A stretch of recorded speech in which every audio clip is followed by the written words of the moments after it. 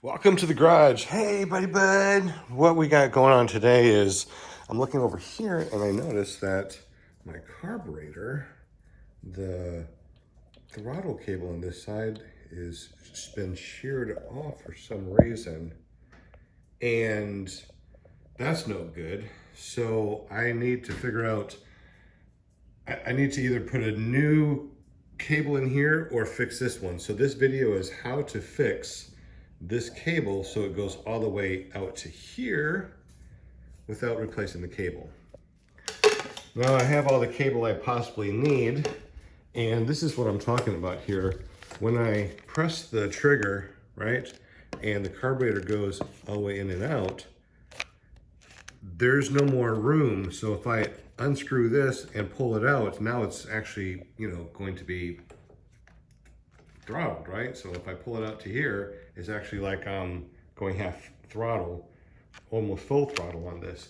So we can't just move that out. We actually have to take this apart and actually make more room in there. So I'm going to unscrew the air box here, take the Velcro off. Come on, Velcro. With the air box off, it's very important to make sure nothing gets down in here. So what I'm going to be doing is I'm going to be putting this paper towel actually inside here, so no junk or nothing gets in there. So now I have access to see what's going on in here. Let's go ahead and take this off and see what's left of the throttle cable. That cable.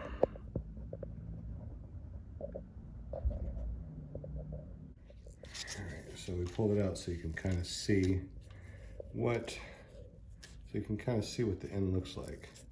And that is what was holding my throttle on. So that's no good at all. I guess any type of wire cutters would be good. So I'm just gonna clip it real quick. But we need to make it, another inch longer. So how do you make, I got some stuff in there too, it looks like. Golly, what the hell is that? So I unscrewed those two, and now I'm taking the carburetor, putting it over here. Now I have more access down here. Look how much more room I have. And I'm taking out the screws right here that are holding this on to here. And since we're already going to take off two of these, let's go ahead and take off all four and take a look at the reed valves inside. For your convenience, I did a how to replace the reed valves video. Just click the link above or look at the link down below in the description. Once again, you don't want anything to fall in there, so I'm putting this in here to make sure nothing falls inside, because if something does fall inside, it's going to cause all sorts of damage once you start your motor. All right, so this I re-shrink wrapped around here when I did this last. So this is just shrink wrap. We want to move that shrink wrap or whatever out of the way. I actually brought it this way here, and what I did is I took off the shrink wrap, pulled this, and this came off here. This is the top. Do not throw this away or do not lose it. This goes on top of here, and the line or the wire will go through that once we're done, and then we can re-shrink wrap this. So I need to make this a good inch longer. So what I'm going to have to do is I'm going to have to come over here and cut about an inch or so right here and get that black sheathing off. So I'm just going to make a small cut all the way around. Now I have to warn you adults to be careful and don't cut yourself. All right. You're doing this, don't cut yourself. When you pull that sheathing off, now you have all this metal that's around it. Now this, you're gonna have to clip each one as close as you can right there to the plastic right there. So one at a time, I'm gonna hold this up like this. Grab this and clip it.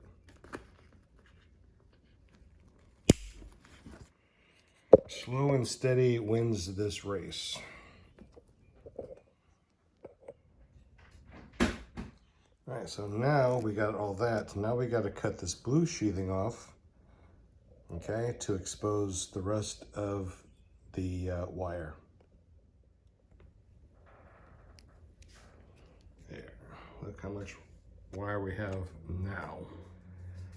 Now the most frustrating part that you'll ever do is now you have to get this, the very top, through that little bitty hole on this piece, and that might take a little bit of finesse. I already know it's going to take a minute or two. Hey, I did it. That was quick. Didn't think I was going to be able to do that on camera. Now we're going to go all the way down here, and I'm going to push this all the way over the bottom.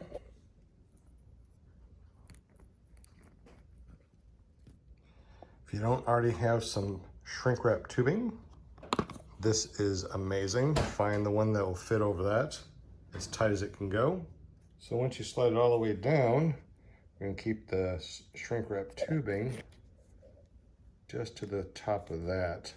And now we're going to shrink this tubing.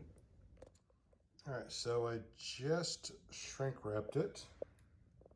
How pretty that is. And look at how much cable we have now. That's what that's all about. That's not definition of fair ticket price for the life insurance companies.